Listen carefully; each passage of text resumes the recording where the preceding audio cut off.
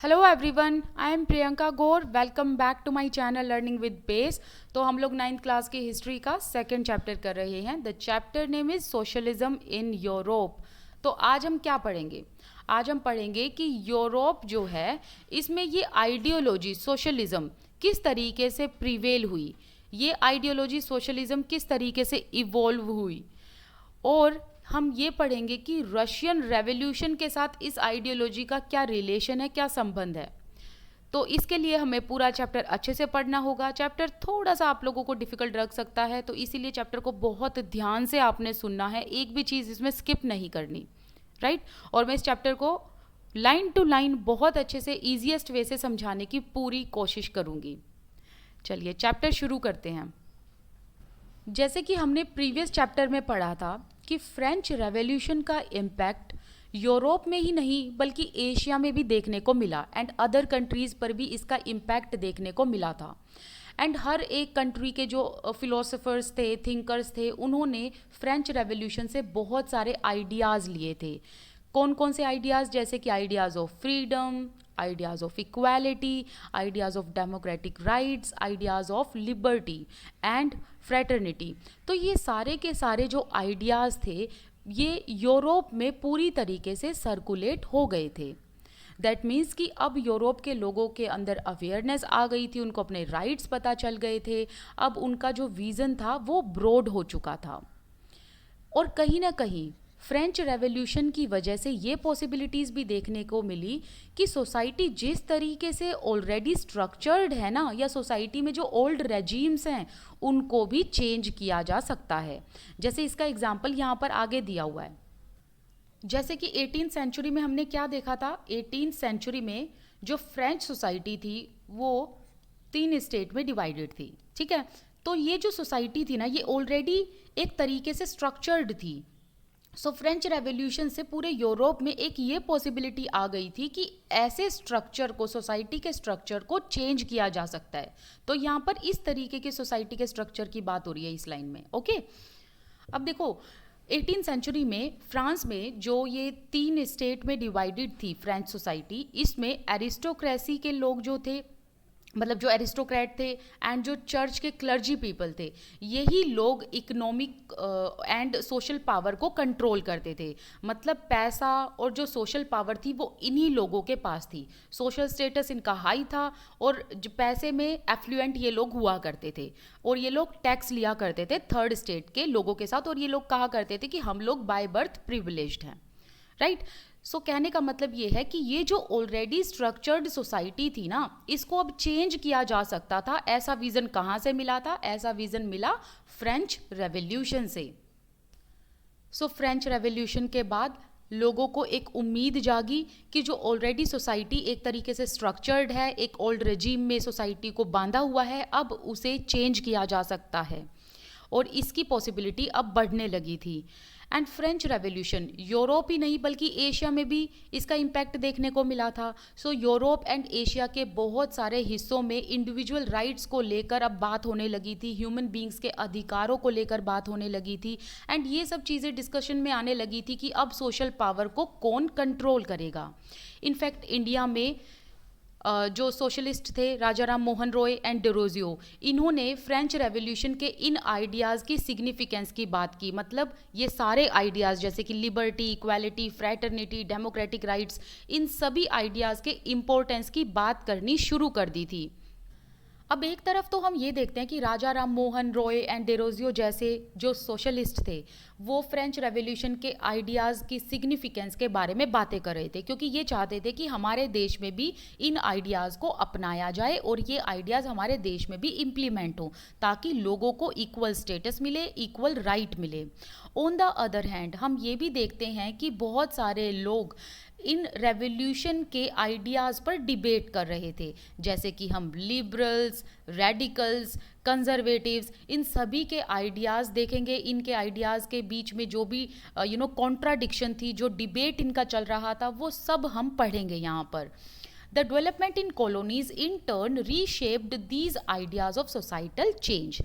अब कॉलोनीज का मतलब क्या है, जिन कॉलोनीज को पावरफुल कंट्रीज ने कॉलोनाइज किया हुआ था, अब वहाँ पर भी डेवलपमेंट देखने को मिलता है।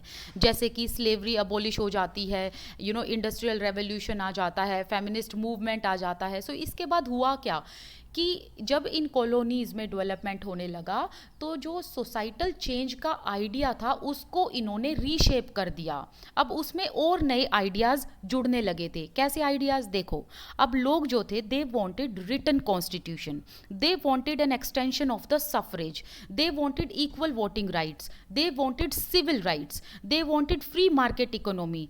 और ये लोग चाहते थे कि अब जो टाइम टू टाइम वॉर होते रहे हैं ना हमारे देश के, वो अब उनसे हमारा देश छूट जाए, मतलब नेशनल लिबरेशन की अब लोग बात करने लगे थे।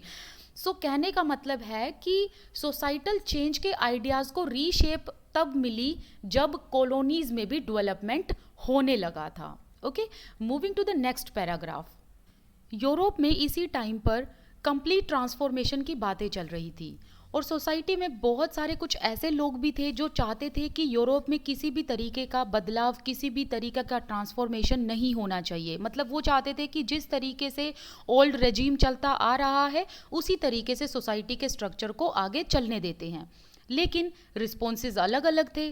कुछ लोग चाहते थे कि यूरोप में ट्रांसफॉर्मेशन हो, कुछ लोग चाहते थे कि यूरोप में चेंज हो और इन चेंजेस की ज़रूरत है।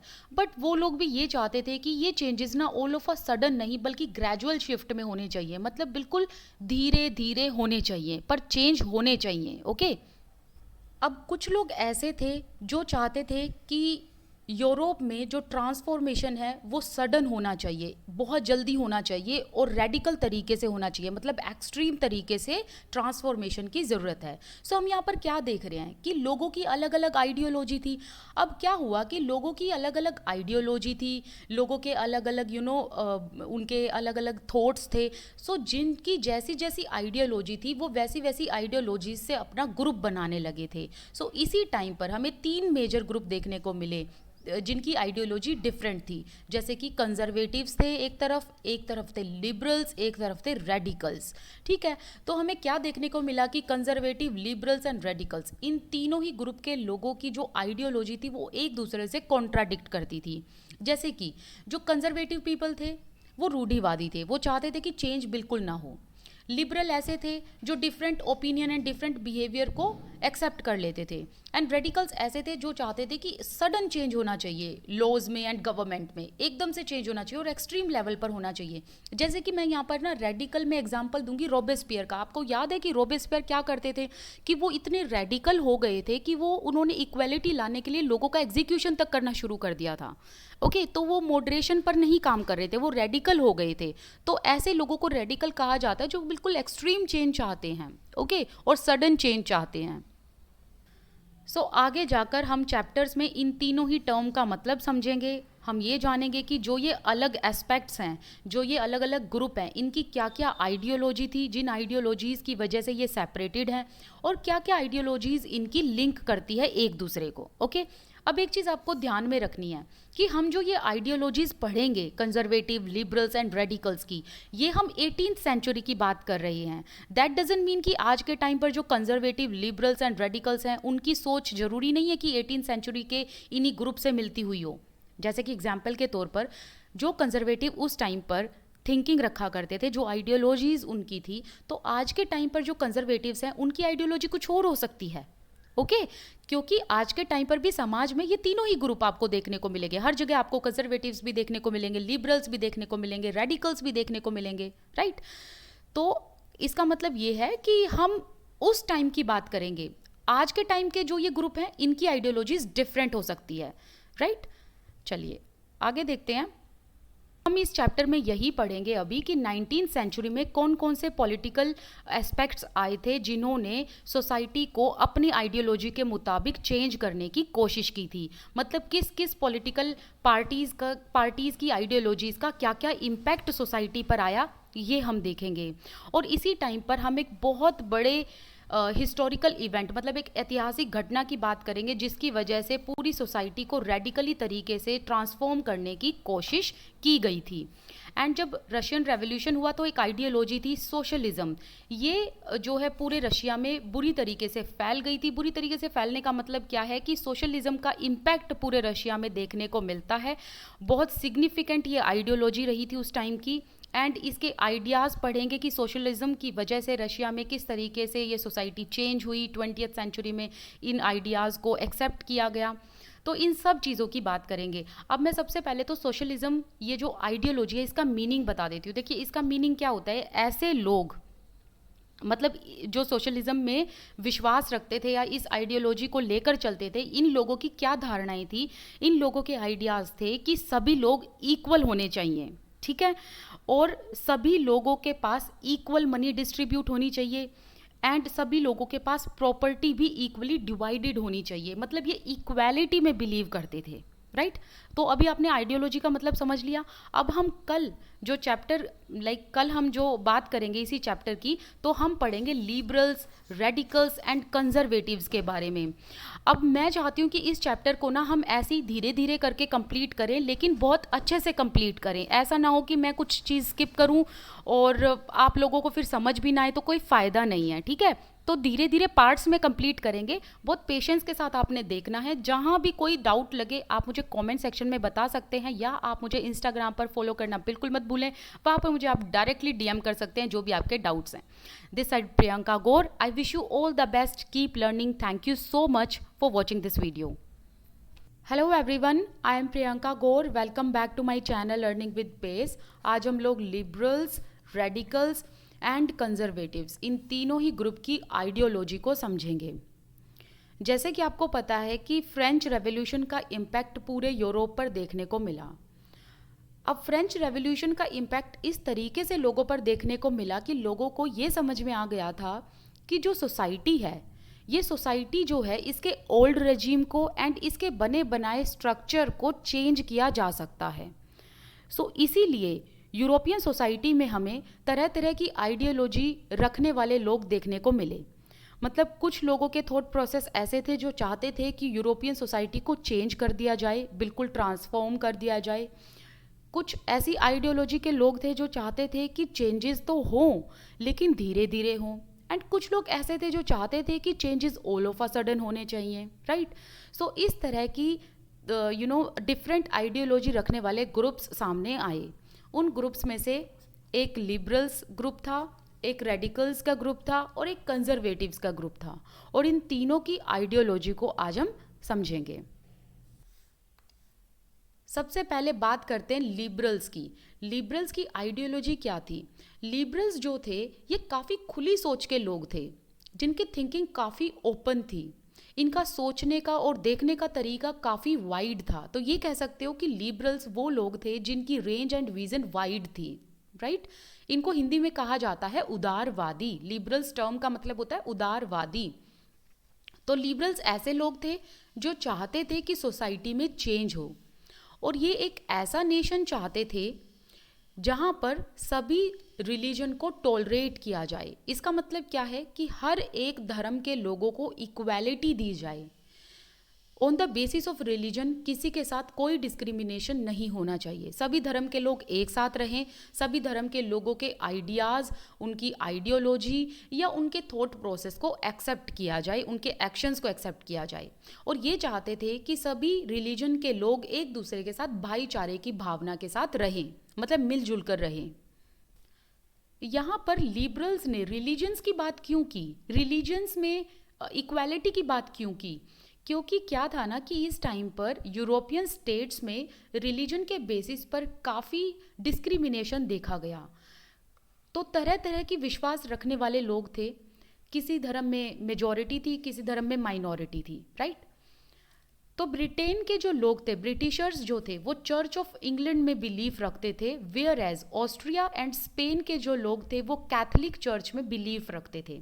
एक चीज़ मैं यहाँ पर बता दूँ, देखो इन दोनों ही चर्च में, एंग्लिकन हो या कैथलिक हो, दोनों में ही बाइबल ही पढ़ी जाती थी। लेकिन जो विचारधाराएं थी ना दोनों की, जो बिलीफ थे वो अलग थे। मतलब ये जो एंग्लिकन चर्च के लोग थे ये बाइबल को अलग तरह से ट्रांसलेट करते थे, कैथलिक चर्च के जो पोप थे ये अलग तरीके से बाइबल को ट्रांसलेट करते थे। सो कहने का मतलब है एक धर्मों की बहुत सारी ऐसी ब्रांचेस कह सकते हो आप, जिसमें तरह तरह के विश्वास रखने वाले लोग थे, राइट।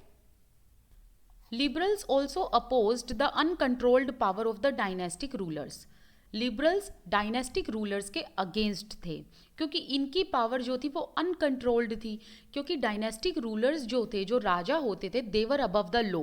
कोई भी कानून ऐसा नहीं था जिससे इनकी पावर को कंट्रोल किया जाए। एंड डायनेस्टिक रूलर्स में क्या होता था ना कि ये लोग हेरेडिटरी टाइप्स को या हेरेडिटरी रूलिंग टाइप्स को फॉलो किया करते थे। मतलब कि राजा के बाद थ्रोन को कौन ऑक्यूपाई करेगा, राजा का बेटा करेगा या राजा का भाई थ्रोन को ऑक्यूपाई करेगा। सो इसी तरीके से ये जो ब्रांच है आगे चलती रहती थी। मतलब राजा का बेटा या राजा का भाई, राजा का बेटा या राजा का भाई, मतलब फैमिली में जो ब्लड रिलेशन होते थे वही थ्रोन को ऑक्यूपाई करते थे। सो इसी के अगेंस्ट थे लिबरल्स। वो चाहते थे कि नेशन में डायनेस्टिक रूलर्स नहीं होने चाहिए, बल्कि नेशन में इलेक्टेड पार्लियामेंट्री गवर्नमेंट होनी चाहिए।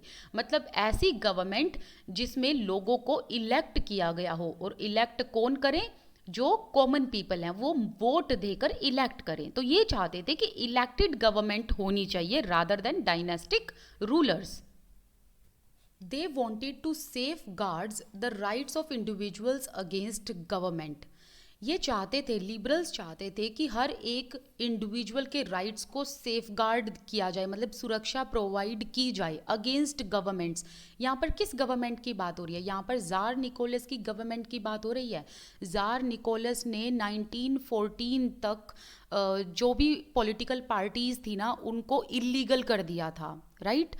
और इंडिविजुअल्स के राइट के को लेकर ना ही कोई प्रोटेक्शन था, ना ही उनके बेसिक ह्यूमन राइट्स का ध्यान दिया जाता था। तो ये चाहते थे लिबरल्स की ह्यूमन बीइंग्स के जो राइट्स हैं, जो बेसिक राइट्स हैं, उनको सेफगार्ड किया जाए अगेंस्ट गवर्नमेंट।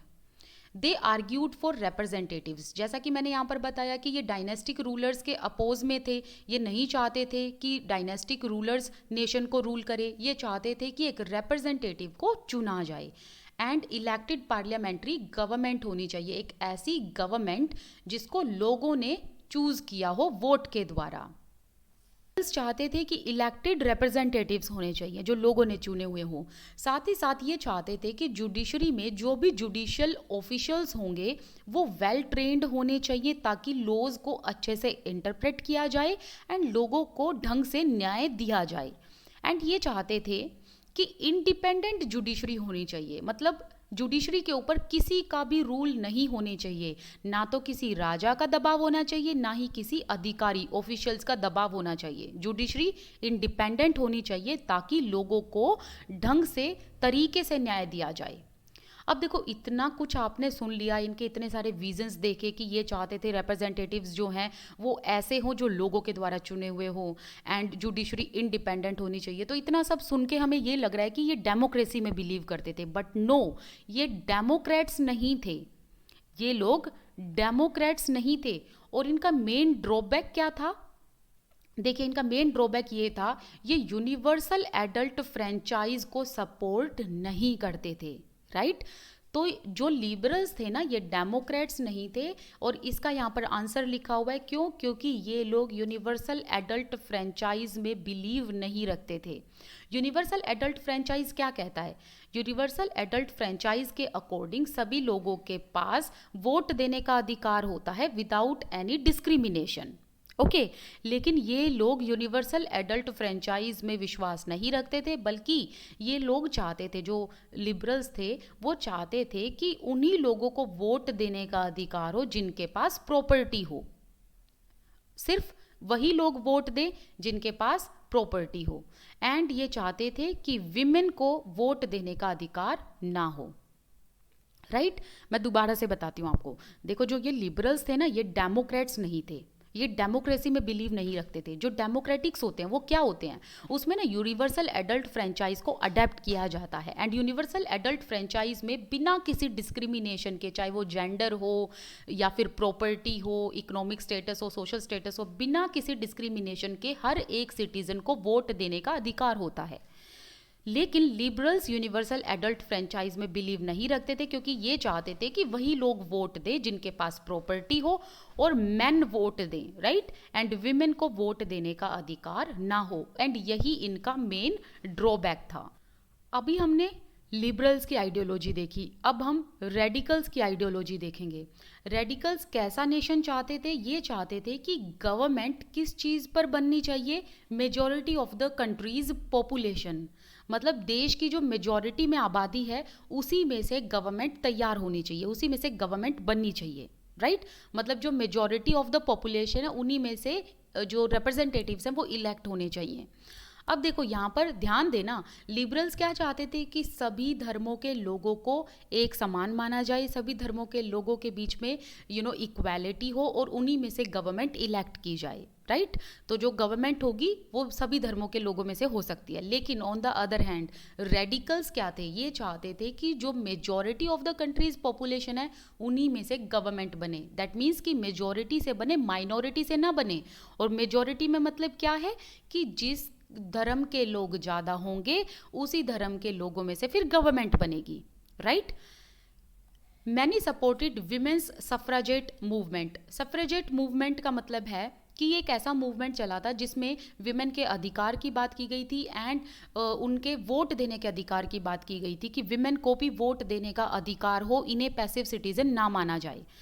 अब on the other hand liberals में हमने क्या देखा था कि liberals were against the vote for women, वो नहीं चाहते थे कि women vote they. But on the other hand radicals ने सफ्रेजेट मूवमेंट को सपोर्ट किया और ये लोग चाहते थे कि विमेन को भी वोट देने का अधिकार हो। Unlike liberals, they opposed the privileges of great land owners and wealthy factory owners.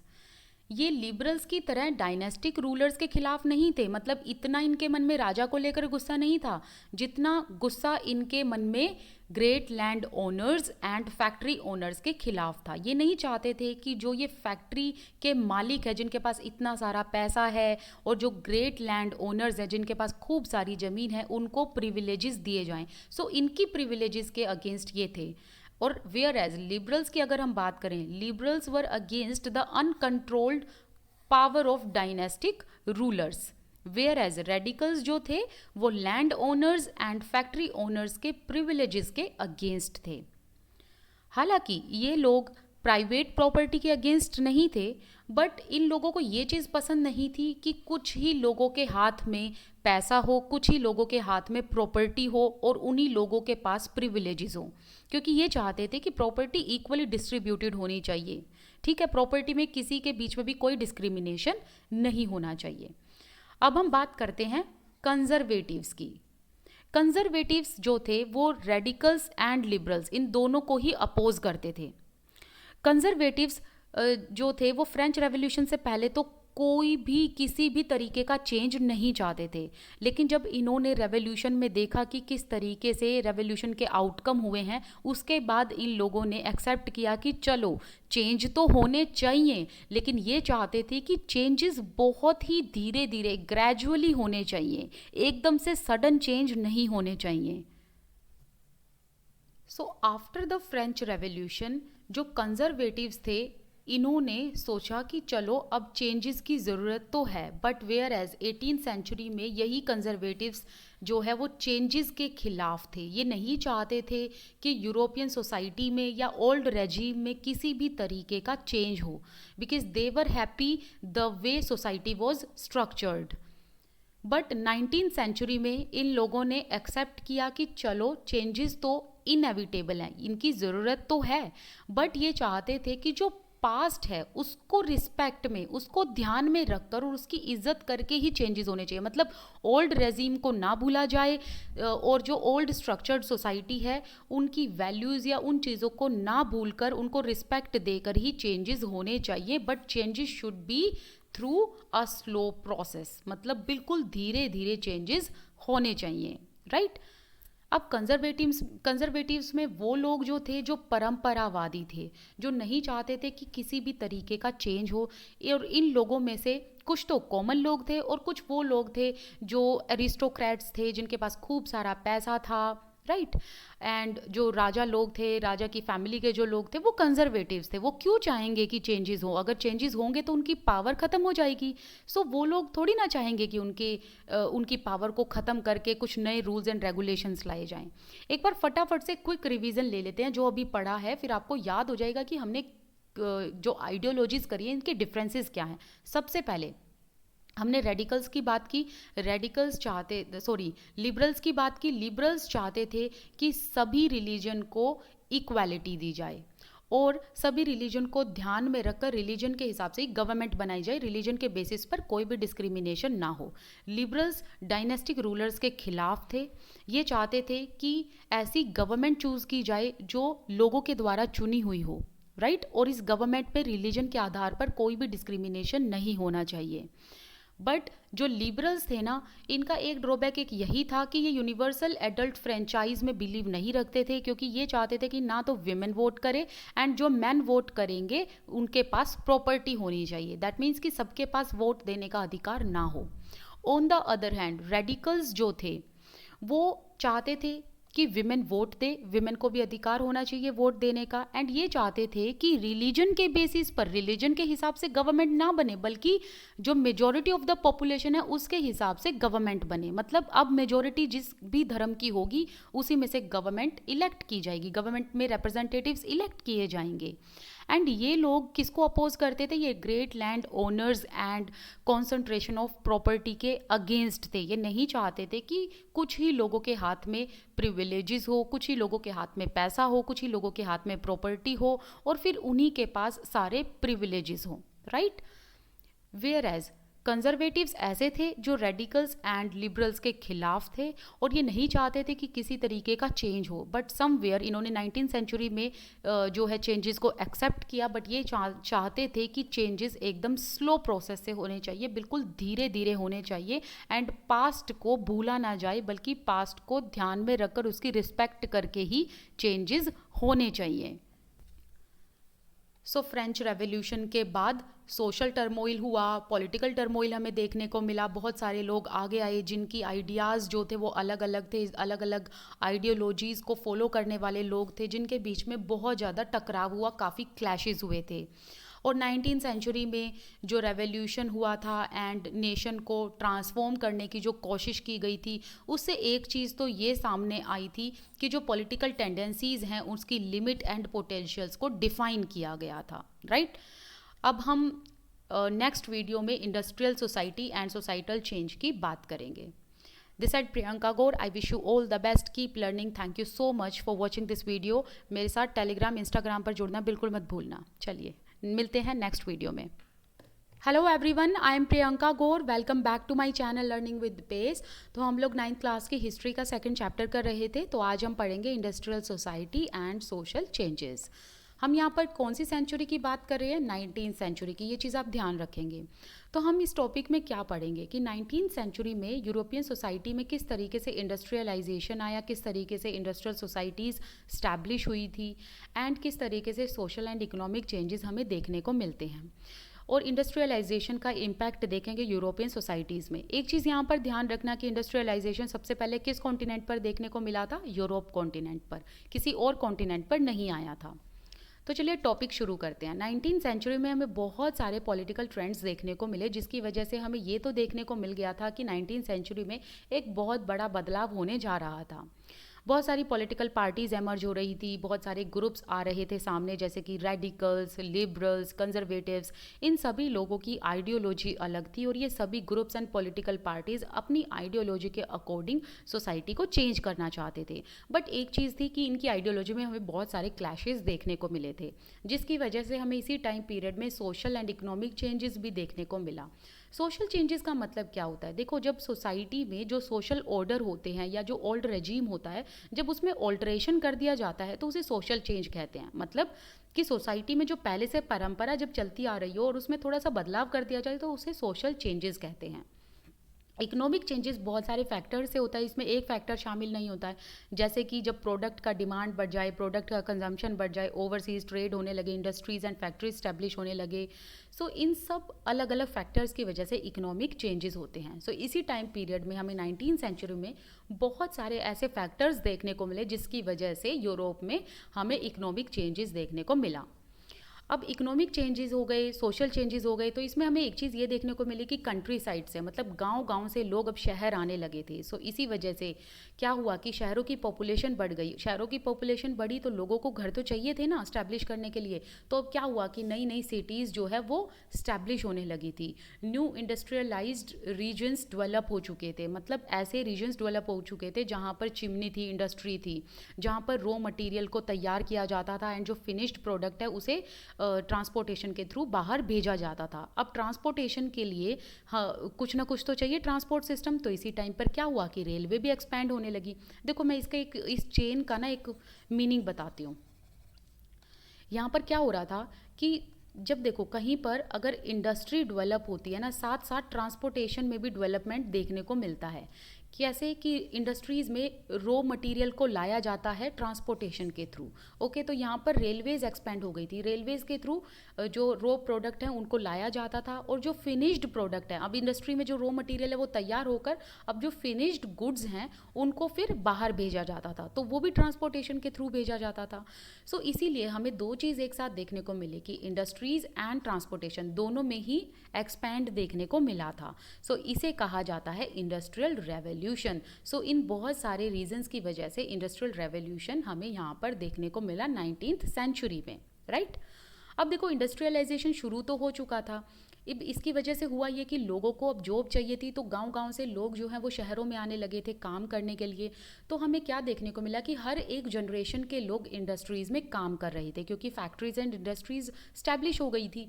So man, women, children, ये सभी फैक्ट्रीज़ में काम करते थे। अब देखो यहाँ पर चिल्ड्रन भी फैक्ट्रीज़ में काम करते थे। सो दैट मीन्स कि चिल्ड्रन लेबर, चाइल्ड लेबर भी यहाँ पर शुरू हो गया था।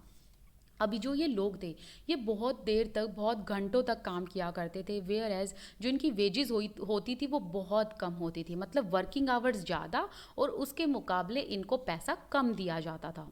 अब इसी टाइम पर अनएम्प्लॉयमेंट भी देखने को मिला। अनएम्प्लॉयमेंट कैसे, देखो एक तो ना शहरों की पॉपुलेशन ज़्यादा हो गई थी, तो जब पॉपुलेशन ज़्यादा होती है तो किस किस को नौकरी दी जाए, तो इसी वजह से पॉपुलेशन ज़्यादा हुई तो बहुत कम लोगों के पास एम्प्लॉयमेंट थी। साथ ही साथ क्या हुआ कि इंडस्ट्रियल गुड्स जो थे उनकी डिमांड कम हो गई थी।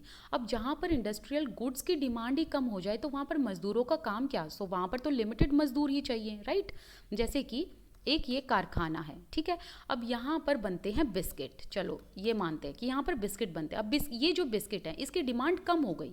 अब इसकी डिमांड कम हुई तो यहाँ पर मजदूर भी तो कम चाहिए ना बिस्किट बनाने के लिए, वरना मजदूरों की सैलरी कहाँ से आएगी। लेकिन जैसे ही अगर बिस्किट की डिमांड बढ़ जाएगी तो यहाँ पर एम्प्लॉयमेंट भी बढ़ जाएगा। एम्प्लॉयमेंट कैसे बढ़ेगा, अब बिस्किट बनाने के लिए मजदूर भी चाहिए। सो इसी तरीके से इंडस्ट्रियल गुड्स की डिमांड अगर बढ़ती है तो एम्प्लॉयमेंट होती है, अगर डिमांड घट जाती है तो अनएम्प्लॉयमेंट हमें देखने को मिलती है। साथ ही साथ एम्प्लॉयमेंट एंड अनएम्प्लॉयमेंट पर पॉपुलेशन का अफेक्ट भी देखने को मिलता है। सो हमें यहाँ पर दो फैक्टर देखे अनएम्प्लॉयमेंट के, एक तो ये कि इंडस्ट्रियल गुड्स की जो डिमांड थी वो कम थी, दूसरा ये कि पॉपुलेशन बहुत ज़्यादा हो गई थी। अब पॉपुलेशन ज़्यादा हो गई तो स्लम एरियाज़ डेवलप होने लगे, स्लम एरियाज़ भी डेवलप होने लगे थे। साथ ही साथ इंडस्ट्रियल जो इंडस्ट्रीज़ थी, फैक्ट्रीज़ थी, चिमनीज़ थी, वो स्टैब्लिश की जाने लगी, जिसकी वजह से हमें शहर में थोड़ी बहुत गंदगी भी देखने को मिली, सैनिटेशन नहीं था प्रॉपर। सो ये सब जो इश्यूज़ थे, ये इश्यूज़ लिबरल्स एंड रेडिकल्स ने देखे। अब लिबरल्स एंड रेडिकल्स ये क्या चाहते थे, ये चाहते थे कि इन इश्यूज़ को रिजॉल्व किया जाए। जो ये प्रॉब्लम लोग फेस कर रहे हैं, अनएम्प्लॉयमेंट एंड इंडस्ट्रियल गुड्स को लेकर जो लोग प्रॉब्लम फेस कर रहे हैं, सैनिटेशन को लेकर जो लोग प्रॉब्लम फेस कर रहे हैं, अब इन इश्यूज़ को ये रिजॉल्व करना चाहते थे, क्योंकि ये काफ़ी टाइम से चेंज तो कर रहे थे। तो ये किस तरीके से चेंजेस लाना चाहते थे, ये ऐसे इश्यूज़ को रिजॉल्व करके सोसाइटी में चेंजेस लाना चाहते थे एंड इकोनॉमिक वे से चेंजेस लाना चाहते थे।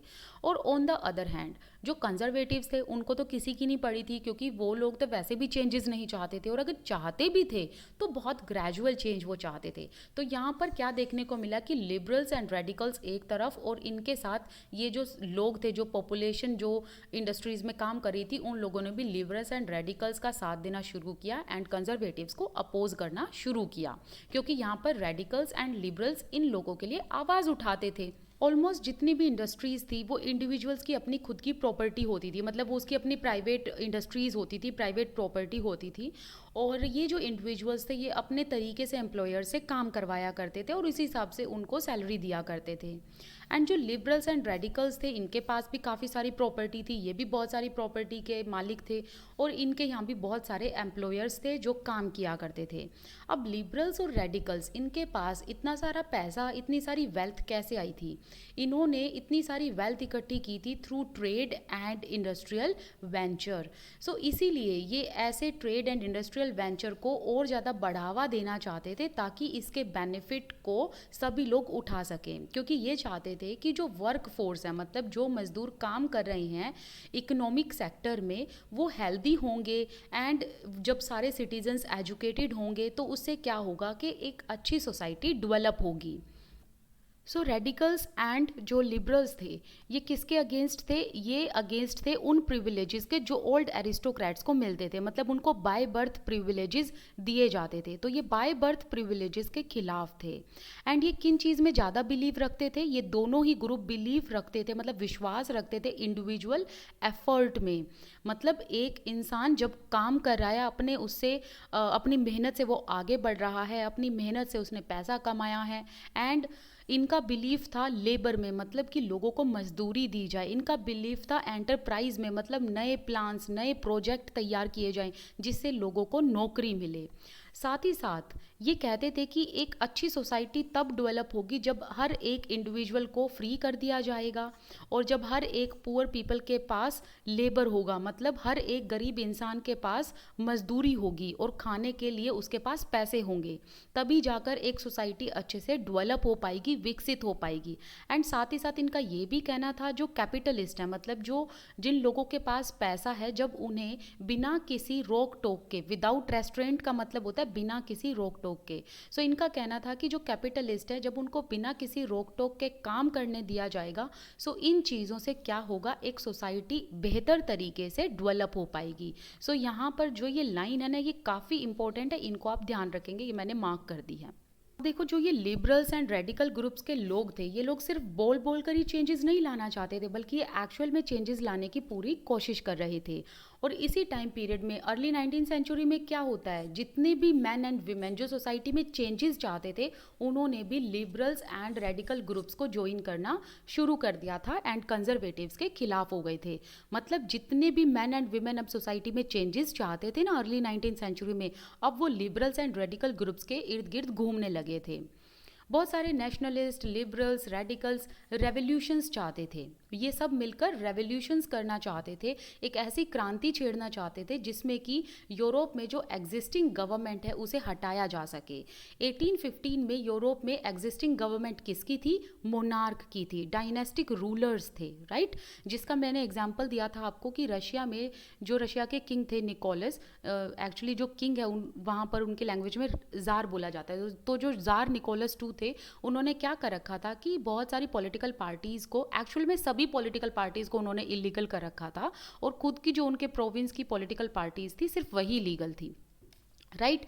तो अब जो ये रेडिकल्स, लिबरल्स एंड नेशनलिस्ट थे, ये चाहते थे कि ऐसी गवर्नमेंट हो जिसमें सारे रिप्रेजेंटेटिव्स लोगों द्वारा चुने गए हों, राइट। सो क्या हुआ, अभी France, Italy, Germany and Russia में बहुत सारे रेवोल्यूशनरीज आगे आए और ये सभी लोग मोनार्क्स को ओवरथ्रो करना चाहते थे, मतलब राजा को अब हटाना चाहते थे। ये नहीं चाहते थे कि राजा हम पर रूल करे, क्योंकि अब ये चाहते थे कि इलेक्टेड पार्लियामेंट्री गवर्नमेंट होनी चाहिए जिसमें रिप्रेजेंटेटिव्स लोगों के द्वारा वोट करके चुने गए हों, राइट। एंड बहुत सारे नेशनलिस्ट इस तरीके का रेवोल्यूशन चाहते थे और इस तरीके से नेशन को चेंज करना चाहते थे या इस तरीके का नेशन बनाना चाहते थे जिसमें सभी सिटीजन्स के पास इक्वल राइट हो, किसी के भी बीच में किसी तरीके का डिस्क्रिमिनेशन ना हो। आफ्टर 1815 हम इटली में यूनिफिकेशन देखते हैं जिसे कहा जाता है इटालियन यूनिफिकेशन। और इसी टाइम पर 1815 में ये जो यूनिफिकेशन किसकी वजह से आई थी, एक इटालियन नेशनलिस्ट थे जिनका नाम था गुजेपे मजीनी। इनके बारे में आप 10th क्लास में भी पढ़ेंगे। तो जो ये थे गुजेपे मजीनी, इन्होंने ऐसी कुछ कॉन्स्पिरेसी की लोगों के साथ मिलकर उन मोनार्क को हटाया था इटली में। एक्चुअल में ना ये जो थे गुजेपे मजीनी, ये बहुत पढ़े लिखे थे और इन्होंने लोगों को अवेयर किया था। और जब इन्होंने लोगों को अवेयर किया, लोगों को इकट्ठा किया, तो उसे कहा जाता है यूनिफिकेशन, इटालियन यूनिफिकेशन, राइट। सो ग्वाजेब मजीनी जो थे ये एक ऐसे इटालियन नेशनलिस्ट थे जिन्होंने इटली में एक ऐसा नेशन क्रिएट करने की कोशिश की थी जहाँ पर सभी लोगों के पास इक्वल राइट्स हों, और जिसके लिए इन्होंने कुछ कॉन्स्पिरेसी की थी टू अचीव दिस, एंड इन्होंने मोनार्क को ओवरथ्रो करने की कोशिश की, एंड जिनके बारे में हम आगे जाकर पढ़ेंगे। एंड बहुत सारे नेशनलिस्ट इंक्लूडिंग इंडिया में भी जो नेशनलिस्ट थे उस टाइम पर, वो इनकी राइटिंग्स को पढ़ा करते थे, इनके द्वारा लिखी गई रचनाओं को पढ़ा करते थे, क्योंकि ये बहुत पढ़े लिखे थे और इनकी बातें सभी को पसंद आया करती थी, जिसमें इन्होंने सभी ह्यूमन बींग्स के राइट की बात की, इंडिविजुअल के राइट की बात की थी, राइट। तो ये लोगों को अवेयर किया करते थे अपनी राइटिंग्स के थ्रू। तो आज के लिए हमारा इतना ही टॉपिक करना बहुत है, जो आगे का टॉपिक है वो हम नेक्स्ट वीडियो में करेंगे। इसी के साथ साथ मैं आपको इन्फॉर्म करना चाहती हूँ कि आप मेरे साथ टेलीग्राम ग्रुप पर जुड़ सकते हैं। You can follow me on Instagram as well. इन दोनों के लिंक आपको डिस्क्रिप्शन बॉक्स में मिल जाएंगे, फर्स्ट कमेंट सेक्शन में मिल जाएंगे, एंड आप स्क्रीन पर भी देख सकते हैं दोनों के user name. This side Priyanka Gaur. I wish you all the best, keep learning. Thank you so much for watching this video. Hello everyone, I am Priyanka Gaur. Welcome back to my channel learning with pace. तो आज हम लोग 9th class के history का जो second chapter कर रहे हैं उसका हम ये वाला टॉपिक करेंगे, the coming of socialism to Europe. That means कि हम सोशलिज्म आइडियोलॉजी को समझेंगे कि किस तरीके से यह आइडियोलॉजी यूरोप में एमर्ज हुई थी, एंड हम जानेंगे कि कौन कौन से ऐसे सोशलिस्ट थे जिन्होंने इस आइडियोलॉजी को बढ़ावा दिया था। ओके, तो आगे ना टॉपिक को शुरू करने से पहले मैं आपको ये आइडियोलॉजी समझाना चाहती हूँ कि सोशलिज्म का ना एक्चुअल में मतलब क्या है। अगर आपको इसका मीनिंग ही समझ में आ गया तो आपको ये पूरा टॉपिक अच्छे से समझ में आ जाएगा। ओके, तो मैं एक तरफ लिख देती हूँ सोशलिज्म। देखो, सोशलिज्म में जो बिलीफ रखने वाले लोग हैं उनको कहा जाता है सोशलिस्ट्स। ओके, सोशलिज्म एक इस तरीके की आइडियोलॉजी थी जो यूरोप में एमर्ज हुई थी, और इस आइडियोलॉजी का मेन मकसद क्या था कि किसी के भी बीच में, किसी इंसान के बीच में किसी भी तरीके का इनइक्वालिटी नहीं होना चाहिए। नेचुरल रिसोर्सेज हो या फिर पैसा हो या फिर प्रॉपर्टी हो, सब कुछ इक्वली डिस्ट्रीब्यूट होना चाहिए। ओके, सो ये इस चीज़ में बिलीव रखते थे। सो सोशलिज्म एक ऐसी आइडियोलॉजी थी जो किसके अगेंस्ट थी, कैपिटलिज्म के अगेंस्ट। कैपिटलिज्म में वो इंडिविजुअल पीपल थे, वो इंडिविजुअल रिच पीपल थे जिनके पास बहुत सारा पैसा होता था, जिन्हें कहते हैं हम कैपिटलिस्ट्स। ठीक है, तो कैपिटलिस्ट्स वो लोग हैं, वो रिच पीपल जिनके पास खूब सारा पैसा है, जो अपने बेनिफिट के लिए काम करते हैं, जिनकी खूब सारी फैक्ट्रीज़ हैं, लैंड ओनर्स हैं ये, और ये अपने नीचे वर्कर्स को रखते हैं और वर्कर्स से घंटों ये काम कराते हैं, और इस हिसाब से ये वर्कर्स को पैसा भी नहीं देते, क्योंकि ये लोग अपने मुनाफे के लिए काम कर रहे होते हैं, इनको पैसा अपनी जेब में भरना होता है।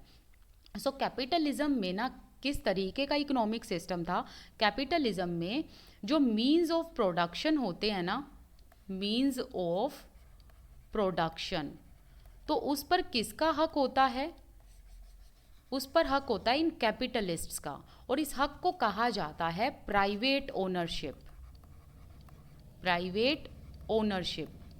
देखो, इसको मैं ना थोड़ा सा इजी लैंग्वेज में करके समझाती हूँ। देखो, जैसे कि मेरा ही एग्जांपल ले लो, मैं एक कैपिटलिस्ट हूँ, यहाँ पर मेरी अपनी एक फैक्ट्री है, एक यहाँ पर मेरी इंडस्ट्री हो गई, यहाँ पर मतलब एक ऐसा रीजन है जहाँ पर मैंने अपनी बहुत सारी ऐसे चिमनीज़ लगा रखी हैं, राइट, और यहाँ पर मेरी अपनी ज़मीन भी है। तो देखो, मेरे पास कितने सारे रिसोर्सेज हो गए जहाँ से मैं कमा रही हूँ। ओके, तो इन चारों ही चीज़ों पर किसका हक होगा, मेरा खुद का हक होगा, राइट। सो उसे क्या कहेंगे, प्राइवेट ओनरशिप। सो ऐसे ही कैपिटलिज्म में जो मीन्स ऑफ प्रोडक्शन होते हैं, मतलब जो फिनिश्ड गुड्स होता है या जो फैक्ट्रीज होती है, उस पर प्राइवेट ओनरशिप होती है। मतलब जिसकी वो फैक्ट्री, चिमनी एंड जिसकी वो ज़मीन होगी, उसका खुद का ही तो हक होगा, उसे कहेंगे प्राइवेट ओनरशिप।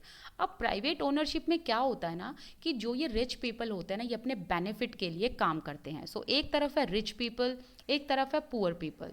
तो ये poor people in rich people के अंडर काम करते हैं, और ये rich people in poor people से घंटों काम तो निकलवाते हैं, बट उस हिसाब से इनको वेजेस नहीं दिए जाते। सो यहाँ पर एक रिफ्ट क्रिएट हो जाता है। और ये रिफ्ट किसकी वजह से क्रिएट होता है, प्राइवेट ओनरशिप की वजह से। क्यों? क्योंकि जो प्राइवेट ओनर होता है ना, जो रिच पीपल है, उसके हाथ में ही सब कुछ होता है, राइट। सो उसके हाथ में ही सब कुछ होता है, तो इसीलिए वो क्या करता है, यहाँ पर पुअर पीपल का पूरा एक्सप्लॉइटेशन करता है। तो जो अमीर लोग हैं उनकी तो जेब भरती जाती है, तो अमीर और अमीर होता रहता है और गरीब और गरीब होता रहता है। सो यहाँ पर हमें क्या देखने को मिला कि अमीर और गरीब के बीच में ना एक गैप आ जाता है, एक रिफ्ट आ जाता है, और यहीं से सोसाइटी में इनइक्वालिटी प्रीवेल हो जाती है। और यहीं से इनइक्वालिटी का अपोज कौन करते हैं, सोशलिस्ट, जिन्होंने कौन सी आइडियोलॉजी दी, सोशलिज्म। आई होप अब ये समझ आ गया होगा कि सोशलिज्म कैपिटलिस्ट के खिलाफ क्यों है, क्योंकि कैपिटलिस्ट में जो प्रोडक्शन होता है, उनके जितने भी मीन्स होते हैं, संसाधनों का जो उत्पादन होता है ना, उस पर ना प्राइवेट ओनरशिप होती है, इंडिविजुअल का अपना हक होता है। तो वो यहाँ पर पुअर का खूब अच्छा खासा एक्सप्लॉइटेशन करता है और अपनी जेब भरता रहता है। सो यहाँ पर अमीर और अमीर होते रहते हैं, गरीब और गरीब होते रहते हैं, तो दोनों के बीच में ना एक रिफ्ट आ जाता है, और जिससे फैलती है समाज में इनइक्वालिटी। और इसी इनइक्वालिटी को कौन अपोज करता है, सोशलिस्ट, और ये सोशलिज्म आइडियोलॉजी। क्योंकि सोशलिज्म में ये एक ऐसी आइडियोलॉजी है जिसमें पब्लिक ओनरशिप को सपोर्ट किया जाता है। पब्लिक ओनरशिप का मतलब क्या है, कि एक इंसान के हाथ में पावर ना हो, एक इंसान के हाथ में प्रॉपर्टी एंड नेचुरल रिसोर्सेज ना हो, बल्कि सभी लोगों में इक्वली डिस्ट्रीब्यूट हो।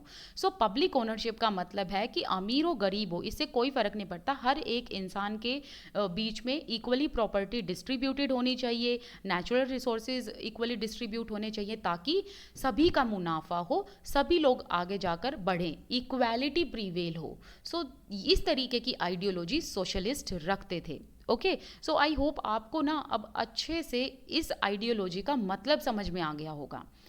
सो सोशलिज्म ना किस तरीके की आइडियोलॉजी थी, सोशलिज्म में ना इस तरीके के फार रीचिंग विजन्स थे कि सोसाइटी कैसे स्ट्रक्चर्ड होनी चाहिए, कि सोसाइटी में किस तरीके से इक्वली डिस्ट्रीब्यूशन होना चाहिए, एक सोसाइटी, एक समाज कैसा होना चाहिए, एक नेशन इस तरीके से बिल्डअप होना चाहिए जहाँ पर इनइक्वालिटी नाम की चीज़ ना हो। एंड फार रीचिंग विजन्स का मतलब क्या होता है, एक ऐसा विज़न जिसका ग्रेट नंबर ऑफ थिंग्स पर अफेक्ट या इन्फ्लुएंस देखने को मिलता है।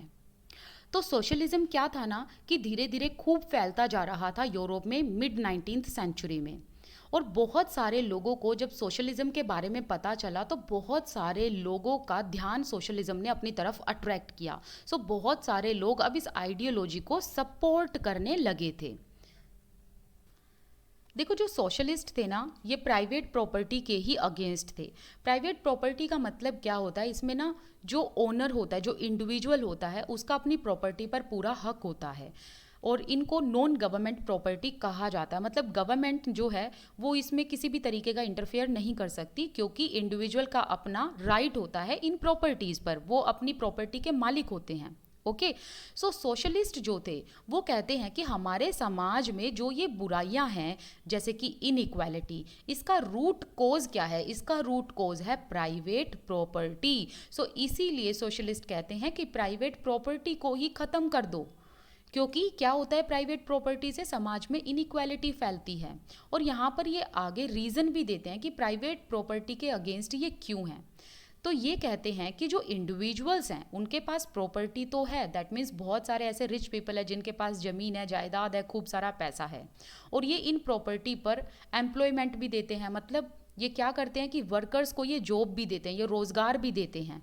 बट ये क्या करते हैं ना, कि भले ये रोज़गार देते हैं लेकिन अपने पर्सनल गेन के लिए देते हैं, अपने खुद का ये बेनिफिट ज़्यादा देखते हैं, खुद की जेब ज़्यादा भरना चाहते हैं पैसे से।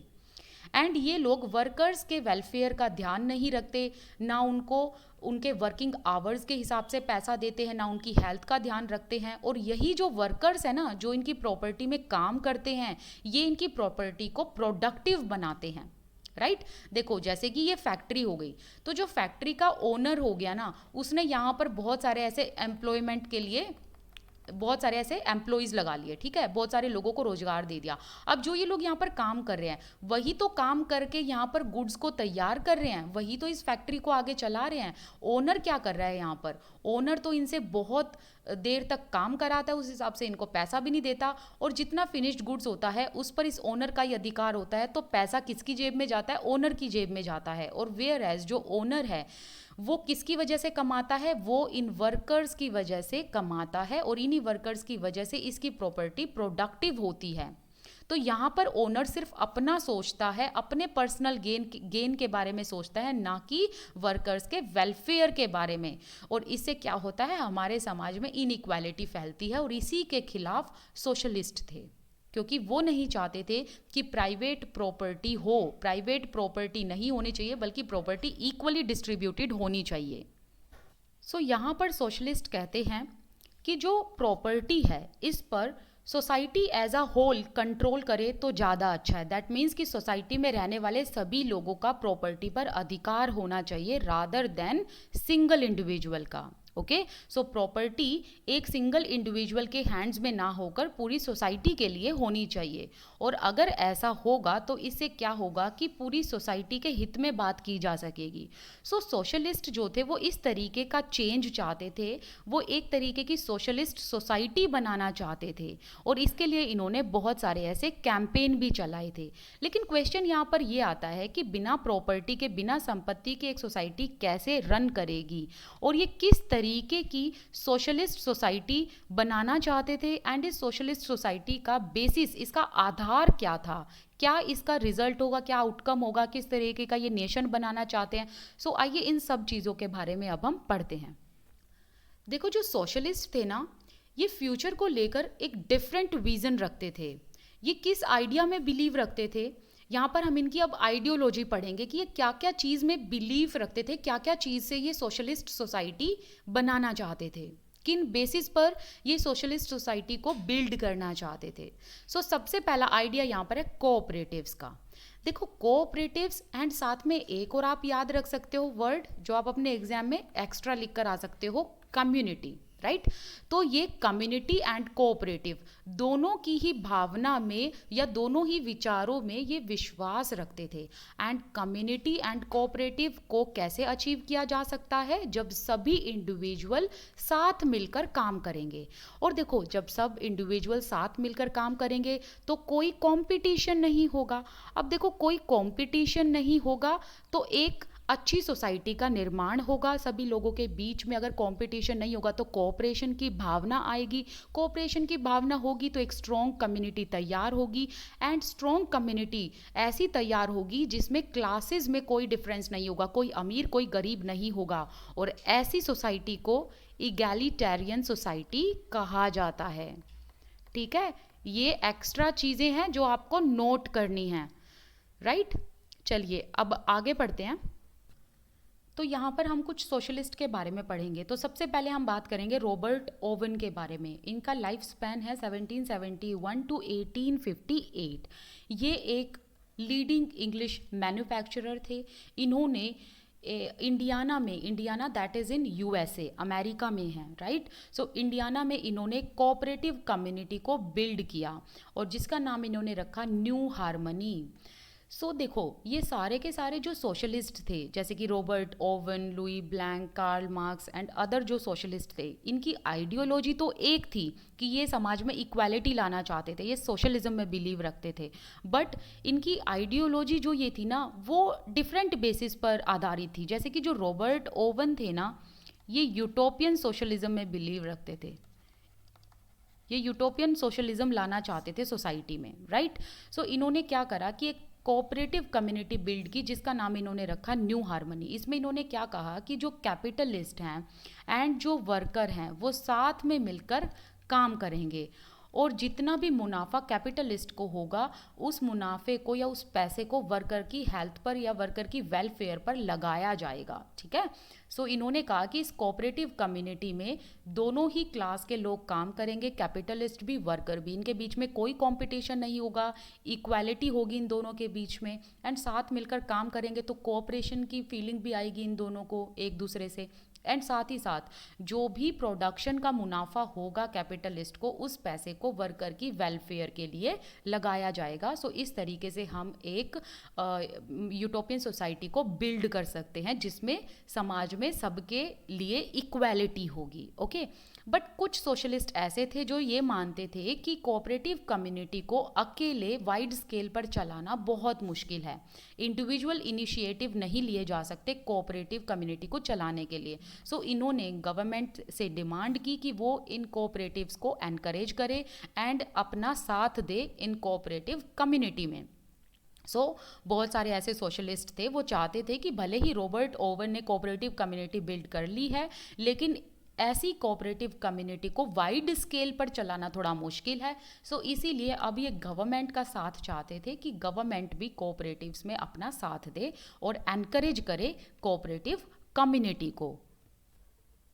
इसी तरीके से जो फ्रांस में लुई ब्लैंक थे, जिनका लाइफ स्पैन है 1813 टू 1882, लुई ब्लैंक चाहते थे कि गवर्नमेंट कोऑपरेटिव्स को एनकरेज करे एंड जो कैपिटलिस्ट एंटरप्राइजेज हैं, प्राइवेट प्रॉपर्टी है, उन्हें रिप्लेस कर दे। तो जो ये कोऑपरेटिव कम्युनिटी थी, ये इस तरीके की कम्युनिटी या इस तरीके का एसोसिएशन था जिसमें सभी लोग मिलकर काम करेंगे, वर्कर भी एंड कैपिटलिस्ट भी, और जो मुनाफा होगा, जो प्रॉफिट्स होंगे, बेनिफिट जो भी होगा, वो डिवाइड रूप से बांटा जाएगा। यहाँ पर एक चीज़ ध्यान रखना, जो ये पैराग्राफ है ना फर्स्ट, इसमें यूटोपियन सोशलिज्म की बात हो रही है एंड जो इसके प्रोमिनेंट थिंकर थे वो थे रॉबर्ट ओवन, एंड साथ ही साथ मैं आपको दो और ऐसे नाम बता देती हूँ, Saint Simon plus Louis Blanc and Charles Fourier, ठीक है। ये जो थे, ये सोशलिज्म में, यूटोपियन सोशलिज्म में बिलीफ रखते थे। ये सभी क्या चाहते थे ना, यूटोपियन सोशलिस्ट ये चाहते थे कि जो कैपिटलिस्ट है ना, उनके कॉन्शियस मन में, उनके चेतन मन में बदलाव लाए जाएं, जिसके लिए कार्ल मार्क्स ने कहा था कि ऐसा तो बिल्कुल भी पॉसिबल नहीं हो सकता, एंड कार्ल मार्क्स ने इन लोगों को यूटोपियन सोशलिस्ट कहा था, ठीक है। अब Karl Marx and Friedrich Engels के बारे में पढ़ते हैं। ये दोनों ने कुछ ऐसा कहा और कुछ ऐसा लिखा जिसकी वजह से हमें रशिया में रेवोल्यूशन देखने को मिला, एंड इन्हीं दोनों ने इन आर्ग्यूमेंट्स पर, जो सोशलिज्म को लेकर different ideas and different arguments हो रही थी, इसमें बहुत सारी चीज़ें एडअप कर दी। कार्ल मार्क्स कहते हैं कि वो इंडस्ट्रियल सोसाइटी को कैपिटलिस्ट मानते हैं, जैसे कि हमने कैपिटलिज्म अभी पढ़ा था ना, वही है कैपिटलिस्ट वाला आइडिया भी, ठीक है। तो कैपिटलिस्ट ये क्यों मानते हैं, यहाँ पर इन्होंने देखो रीज़न भी दिया हुआ है, बहुत इंपॉर्टेंट लाइन है ये कहते हैं कि जो कैपिटलिस्ट है ना, ये क्या करते हैं, ये अमीर लोग अपनी फैक्ट्री में पैसा लगाते हैं, तो कैपिटलिस्ट सिर्फ और सिर्फ पैसा लगाते हैं फैक्ट्री में, बट फैक्ट्री का जो प्रॉफिट होता है ना, वो किसके द्वारा होता है, वो वर्कर्स के द्वारा होता है, क्योंकि ये दिन रात काम करते हैं और ये प्रॉफिट देते हैं इन कैपिटलिस्ट को। यहाँ पर हमने क्या देखा कि कैपिटलिस्ट सिर्फ और सिर्फ पैसा लगा रहा है, उसके पास पैसा है तो उसने फैक्ट्री में लगा दिया, लेकिन फैक्ट्री में जो प्रोडक्टिविटी हो रही है, जो प्रॉफिट हो रहा है, वो वर्कर्स के द्वारा हो रहा है, ठीक है। इसीलिए ये कहते हैं कि इंडस्ट्रियल सोसाइटी को ये कैपिटलिस्ट के तौर पर देखते हैं। यहाँ पर कार्ल मार्क्स कहते हैं कि जो वर्कर्स की कंडीशन है वो तब तक इम्प्रूव नहीं होगी जब तक प्राइवेट कैपिटलिस्ट प्रॉफिट को एक्यूमुलेट करते रहेंगे, मतलब अपनी जेब में पैसा डालते रहेंगे, जब तक वर्कर्स की कंडीशन इम्प्रूव नहीं होगी। Workers had to overthrow capitalism, workers को क्या करना पड़ेगा, कैपिटलिज्म को ओवरथ्रो करना पड़ेगा, फेंकना पड़ेगा बाहर। दैट मीन्स कि प्राइवेट प्रॉपर्टी के रूल को ख़त्म करना पड़ेगा। एंड मार्क्स चाहते थे कि जो वर्कर्स हैं वो अपने आप को कैपिटलिस्ट के एक्सप्लॉयटेशन से खुद को बचाएं, क्योंकि वर्कर्स का ही तो एक्सप्लॉयटेशन हो रहा है, क्योंकि वर्कर्स की वजह से ही कैपिटलिस्ट का इतना मुनाफा हो रहा है। वेयर एज कैपिटलिस्ट अपनी ही जेब भरता जा रहा है, बट वो वर्कर्स के वेलफेयर की तो सोचता ही नहीं है। सो इसीलिए मार्क्स चाहते हैं कि जो वर्कर्स हैं वो अपने आप को कैपिटलिस्ट के एक्सप्लॉयटेशन से बचाएं। एंड यहाँ पर मार्क्स ये भी कहते हैं कि वर्कर्स जब अपने आप को कैपिटलिस्ट के एक्सप्लॉयटेशन से फ्री कर लेंगे तो वो एक ऐसी रेडिकल सोशलिस्ट सोसाइटी का निर्माण कर सकते हैं जिसमें प्रॉपर्टी पर सभी लोगों का अधिकार होगा। The property would be socially controlled, मतलब अब प्रॉपर्टी एक इंसान के हाथ में नहीं होगी। एंड अब एक नई सोसाइटी स्टैब्लिश होगी, that would be communist society. और इन्होंने कहा कि जब वर्कर्स ऐसा करेंगे तो वो कैपिटलिस्ट से ज़रूर जीत जाएंगे। और देखो, कम्युनिस्ट सोसाइटी में ही कार्ल मार्क्स बिलीव रखते थे, ये चाहते थे कि कम्युनिस्ट सोसाइटी इस्टेब्लिश हो, इसी से देश का भविष्य अच्छा हो सकता है। अब एक चीज़ यहाँ पर ध्यान रखना कि कम्युनिज्म मतलब कम्युनिस्ट सोसाइटी में जो कार्ल मार्क्स है वो यहाँ पर क्या कहते हैं, यहाँ पर कहते हैं कि ना तो कोई स्टेट होनी चाहिए ना कोई गवर्नमेंट होनी चाहिए। ध्यान रखना, मैं यहाँ पर बात बता रही हूँ कम्युनिस्ट सोसाइटी की। ये कहते हैं कि एक ऐसी सोसाइटी जिसमें ना तो कोई स्टेट हो ना कोई गवर्नमेंट हो। ये कहते हैं कि जो जनता है वो मालिक होनी चाहिए, एंड जो मनी है उस बेसिस पर काम नहीं होना चाहिए। नो मनी बेस्ड इकोनॉमी होनी चाहिए। यहाँ पर ये कहते हैं कि कोई भी क्लास में डिवीज़न नहीं होना चाहिए। लेकिन एक चीज़ यहाँ पर ध्यान रखना कि कम्युनिस्ट सोसाइटी में कार्ल मार्क्स डिस्ट्रीब्यूशन की बात नहीं करते। ये क्या मतलब है? देखो, जैसे कि हमने सोशलिज्म में क्या देखा था कि सोशलिज्म आइडियोलॉजी रखने वाले जो सोशलिस्ट थे वो क्या चाहते थे कि एक ऐसी कम्युनिटी हो जिसमें कैपिटलिस्ट एंड वर्कर साथ मिलकर काम करे, एंड जो बेनिफिट कैपिटलिस्ट को मिल रहा है वो वर्कर्स को भी डिस्ट्रीब्यूट करे एंड वर्कर्स के वेलफेयर में लगाए। सो यहाँ पर सोशलिज्म में देखा गया कि जो सोशलिस्ट है वो चाहते हैं कि जो बेनिफिट है वो इक्वली डिस्ट्रीब्यूट होना चाहिए, बट यहाँ पर कम्युनिस्ट सोसाइटी में डिस्ट्रीब्यूशन की बात नहीं हुई है। ठीक है, ये चीज़ आप ध्यान रखेंगे। So all and all Karl Marx जो हैं वो चाहते थे कि कैपिटलिज्म को अगर हटाना है तो कैपिटलिज्म को हटाकर सोशलिज्म आएगा, एंड सोशलिज्म को हटाकर फिर कम्युनिज्म आएगा। एक्चुअली नोट हटाकर कहने का मतलब है कि सोशलिज्म के बाद कम्युनिज्म स्टैब्लिश हो सकता है एक सोसाइटी में। तो यहाँ पर हमारा आज का टॉपिक कंप्लीट होता है। जो ये नेक्स्ट टॉपिक है हम नेक्स्ट वीडियो में करेंगे। अगर आपको ये अच्छे से समझ आ गया तो ठीक है, लेकिन अगर फिर भी किसी बच्चे को कन्फ्यूज़न है तो मुझे कमेंट सेक्शन में ज़रूर बताना, मैं इसका एक लाइव सेशन ले लूँगी। ठीक है, this side Priyanka Gaur, I wish you all the best, keep learning and please do not forget to follow me on Instagram, और मेरे साथ टेलीग्राम ग्रुप पर भी जुड़ सकते हैं। चलिए मिलते हैं नेक्स्ट वीडियो में। Hello everyone, I am Priyanka Gaur, welcome back to my channel learning with pace. तो हम लोग 9th क्लास की हिस्ट्री का सेकंड चैप्टर कर रहे थे। अभी हम पढ़ेंगे सपोर्ट फॉर सोशलिज्म। देखो, हमने प्रीवियस टॉपिक में ना सोशलिज्म आइडियोलॉजी को डीपली पढ़ा था कि इसका मतलब क्या होता है। हमने हर एक सोशलिस्ट की बात कर ली। अब हम जानेंगे कि जो सोशलिज्म है इसको लोगों ने किस तरीके से सपोर्ट किया था। Okay, by the end of the 1870s, मतलब 1870s के आसपास socialist ideas spread through Europe. मतलब जो सोशलिस्ट के आइडिया थे, दैट इज़ सोशलिज्म, ये पूरे यूरोप में स्प्रेड हो गए थे, पूरे यूरोप में फैल गए थे। To coordinate their efforts socialist formed an international body. To coordinate their efforts का मतलब क्या है कि जो सोशलिस्ट की आइडियोलॉजी थी, जो उनके आइडियाज़ थे, उनको कोऑर्डिनेट करने के लिए, मतलब उनको लोगों तक पहुंचाने के लिए इन्होंने क्या करा, इंटरनेशनल बॉडी बना ली, जिसका इन्होंने नाम रखा सेकंड इंटरनेशनल। तो यहाँ पर देखो नाम क्या है, सेकंड इंटरनेशनल। सो यहाँ से हमें एक चीज़ तो समझ में आ रही है कि इसको अगर सेकंड नाम दिया है तो दैट मीन्स एक फर्स्ट इंटरनेशनल बॉडी तो बनी ही होगी। तो देखो, एक ना फर्स्ट इंटरनेशनल बॉडी बनी थी,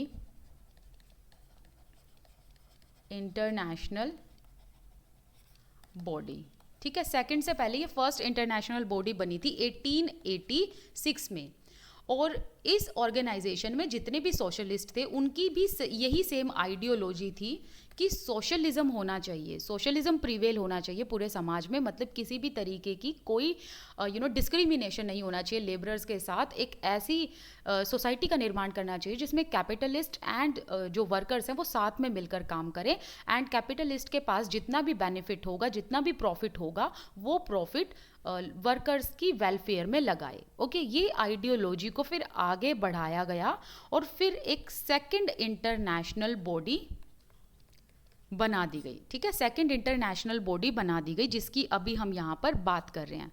सो ये जो सेकंड इंटरनेशनल बॉडी है ये कब बनाई गई थी,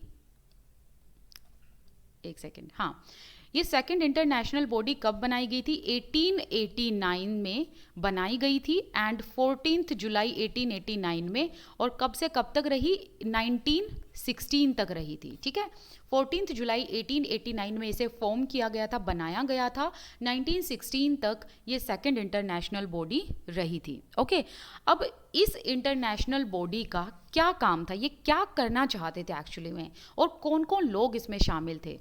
तो देखो, जो ये सेकंड इंटरनेशनल बॉडी है ना, इसमें सारे सोशलिस्ट थे, एंड सोशलिस्ट के साथ साथ लेबर पार्टीज के भी लोग थे।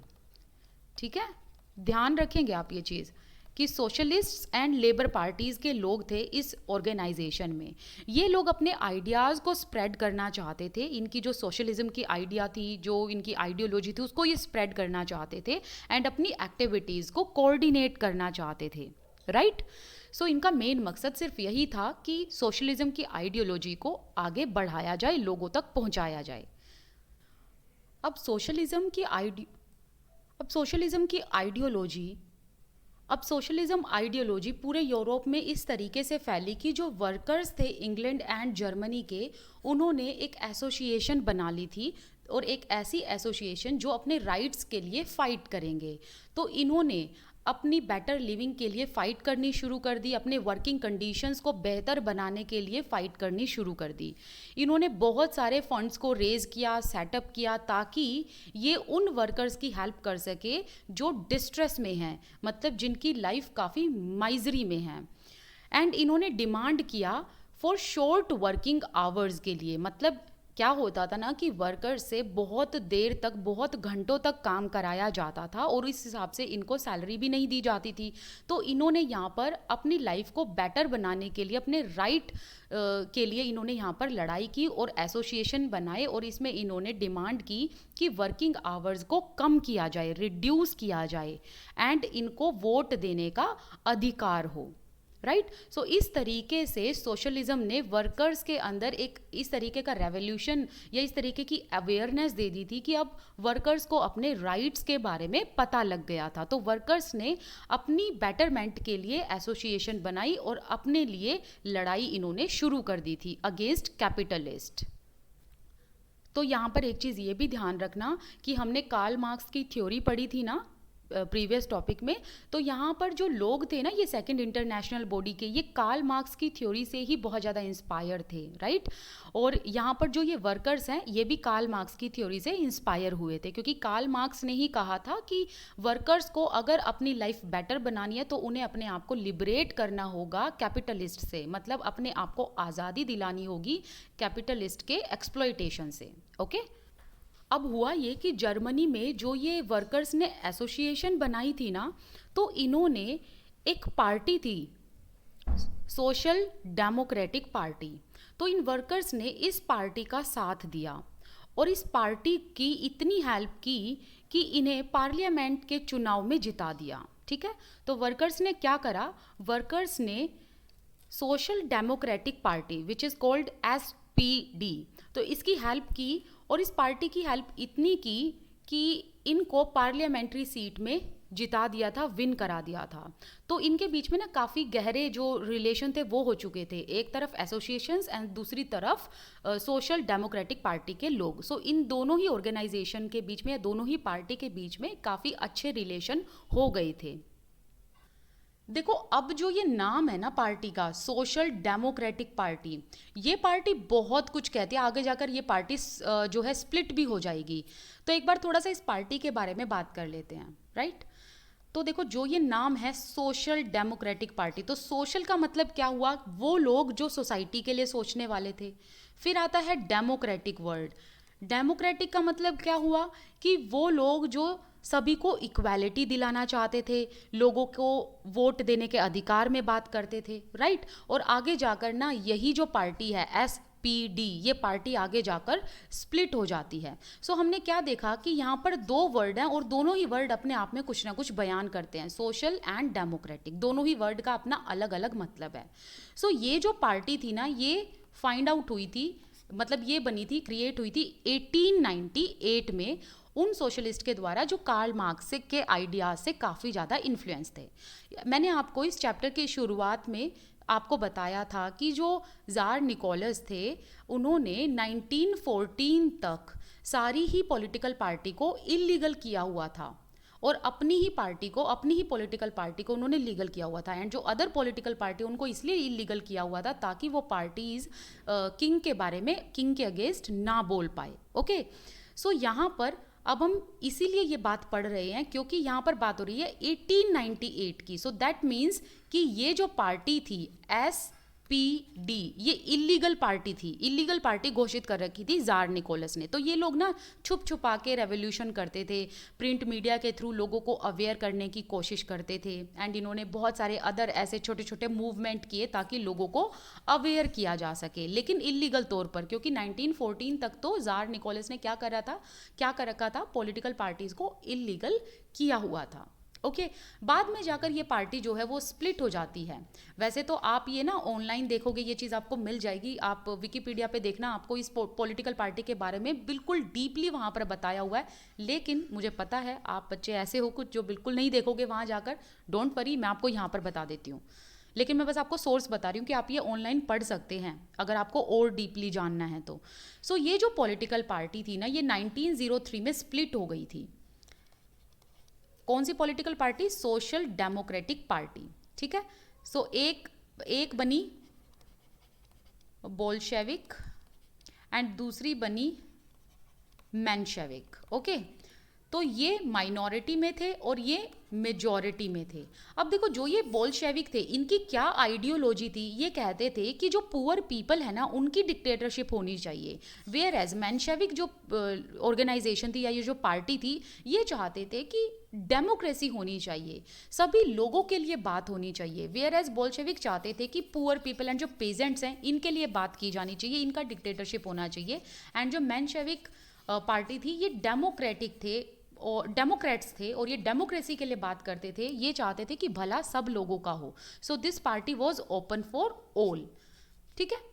चलो अब आगे बात करते हैं। By 1905 socialists and trade unionists formed a labor party in Britain।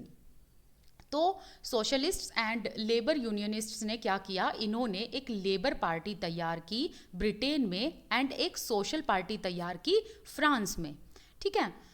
सो ये जो दोनों पार्टी थी, labour party and political party, इन दोनों के बीच में एक ही कॉमन चीज़ थी कि ये दोनों ही पार्टी सोशलिज्म के आइडिया को स्प्रेड करना चाहते थे and they wanted to overthrow capitalists. However, जैसे कि अभी हमने बात की कि ज़ार निकोलस ने 1914 तक सारी ही पॉलिटिकल पार्टीज़ को इलीगल किया हुआ था। सो इसीलिए सोशलिस्ट्स जो थे वो इस काम में कभी सक्सीड नहीं हुए 1914 तक। हालांकि इन्होंने बहुत कोशिश की एक गवर्नमेंट पार्टी तैयार करने की यूरोप में, बट 1914 तक ये सक्सीड नहीं हो पाए। अब भले ही यूरोप में ये सोशलिस्ट कभी अपनी गवर्नमेंट नहीं बना पाए, एक तो इनका इतना दबदबा भी नहीं था, राइट, क्योंकि इस टाइम पर कंजर्वेटिव्स, लिबरल्स एंड रेडिकल्स की ही पार्टी चलती थी। अब जो ये सोशलिस्ट थे भले ही अपनी गवर्नमेंट नहीं बना पाए, लेकिन इनके जो रिप्रेजेंटेटिव्स होते थे ना वो पार्लियामेंट्री पॉलिटिक्स में जीत जाते थे और उनका रिप्रेजेंटेशन काफ़ी स्ट्रॉन्ग होता था और इन्होंने लेजिस्लेशन को शेप दी थी, मतलब जो कानून बनते थे उन पर इनका इन्फ्लुएंस देखने को मिला। But government continue to be run by conservatives, liberals and radicals. लेकिन गवर्नमेंट इन्हीं तीनों की देखने को मिली और 1914 के बाद चीज़ें चेंज हो जाती हैं, जिसके बारे में हम आगे बात करेंगे। तो हमारा जो ये आज का टॉपिक है यहीं पर कंप्लीट होता है। You can follow me on Instagram, you can join my Telegram group as well. इन दोनों के लिंक आपको डिस्क्रिप्शन बॉक्स में मिल जाएंगे। This at Priyanka Gaur. I wish you all the best, keep learning and thank you so much for watching this video.